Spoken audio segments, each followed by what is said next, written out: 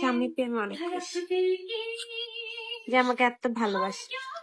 খুব লাভি লাভি একটা রিলেশনশিপ, এটা আসলে বাস্তব জীবনে এরকম ছিল না ভাইয়া। সোশ্যাল লাইফ আর বাস্তব লাইফ আসলেই এক না। আমি জামাইটা আমাকে অনেক ভালোবাসে, মন থেকে বললাম, I love feel you so করি। much. কারণ আমার তখন মায়ের অনেক দাগ ছিল ভাইয়া, আপনি দেখেছেন আমার মায়ের অনেক দাগ ছিল, এই জন্যই আমার ফেসটা লুকিয়ে রাখা হয়েছিল, এই জন্য আমার ফেসটা মামুন দেখাতে দেয়নি। আমার এই পাশে চোখের এই বর্ডার লাইনে দাগ ছিল, আমার এখানে এখানে দাগ ছিল, এই জন্যই মামুন আমার ফেসটা তখন লুকিয়ে রেখেছিল। I love you more. অনেক দুষ্টামি ফাইজলামি করছি, জান জীবন আর করবো না। বাবুনের সাথে আবার থানায় অনেক মানুষের লিঙ্ক আপ আছে, কানেকশন আছে, ও আবার থানায় কিছু মানে ওগুলা করে অনেক কিছু জানতে পারে। সো আমি আসলে আমার পরিবারের সাথে কথা বলে তারপর আমি ডিসিশন নিব ভাইয়া, যে আমি কয়টা মামলা করব বা মামলা আদৌ করবো কিনা, এগুলো আমার ফ্যামিলির সাথে কথা বলে ডিসিশন নিব। আমি এখন এই ধরনের কোনো সিদ্ধান্ত নেই। বলতো যে আমার তো বড় মেয়ে ভালো লাগে, বড় মেয়ে ভালো লাগে, এটা সত্যি, এটা সত্যি, একটু ক্লিয়ার করবেন।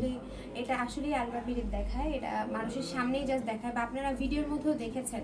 নিজে সোশ্যাল মিডিয়াতে কখনো এভাবে ইনটু ছিলাম না, তো সো আমি আসলে ব্যাপারগুলো জানতাম না। আমি ইনটু হওয়ার পর আমি পুরোপুরি জানলাম যে সোশ্যাল লাইফ আর বাস্তব লাইফ আসলে কোনোটা এক না। কিছুদিন আগে জি, আমি আসলে মামলার ব্যাপারে এখন করব কি করব আমি জানি না আসলে।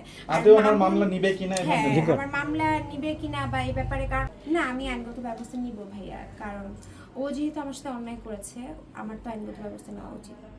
জি, আমি জানি। তখন আমি বলেছিলাম যে আরিফ ভাই তোমাকে এত পজিটিভ নিউজ করে আর তুমি ভাইয়াকেও ছাড়লে না, তো তুমি অ্যাটলিস্ট কিছু মানুষ তো জীবনে থাকা উচিত যার কাছ থেকে টাকার সম্পর্ক থাকবে না।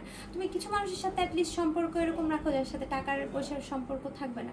তখন সে বললো কেন, আমি কি সস্তা নাকি, আমাকে সবাই টাকা নিয়ে, মানে তার মধ্যে এই জিনিসটা খুবই কাজ করে যে তাকে সবাই টাকা দিয়ে নিবে, তার একটা মানে একটা কথারও অনেক ভ্যালু আছে। আমি জানি না সে আসলে সে কি কোয়ালিফাইড বা তার এডুকেশন কোয়ালিফিকেশন বা তার বিহেভিয়ার সে কি, যে সে নিজেকে এত কি মনে করে। আমি আসলে ব্যাপারটা অনেক হাস্যকর আমার জন্য।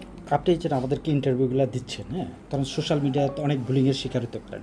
জি, তো এই বিষয়টা আমি অলরেডি অনেক বুলিংয়ের শিকার হয়েছি প্রিন্স মামুনকে নিয়ে। সো আমি এভাবে মেন্টালি আমি ঠিক করেই আপনাদের সামনে এসেছি। এখন আমার আর ওগুলো কিছু যায় আসে না। আমি সাফারার ভাইয়া, আমি আমার পরিবার দেখতেছে, আমার যে কাছের মানুষ কিছু তারা দেখতেছে যে আমি আসলেই সাফারার।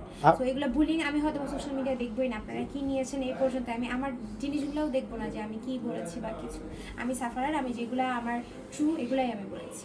আপনি তো আমাদেরকে দেখে আপনার জি, বিষয় আমি আপনাদেরকে ডেকে বলেছি কারণ আমি সাফারার। আমি মানুষজনকে জানাতে চেয়েছি যে আমার মতো যাতে কেউ আর শিকার না হয় তার ফাঁদে পড়ে। টার্গেট অনেক বড়, তার টার্গেট একজনের থেকে একজন অনেক টাকা সে ইনকাম করবে, তার টার্গেট এখন তার টার্গেট সে বিদেশ চলে যাবে, টাকা পয়সা সব হাতিয়ে নিয়ে, আরো কিছু যা আছে ওগুলো হাতিয়ে নিয়ে সে বিদেশ চলে যাবে।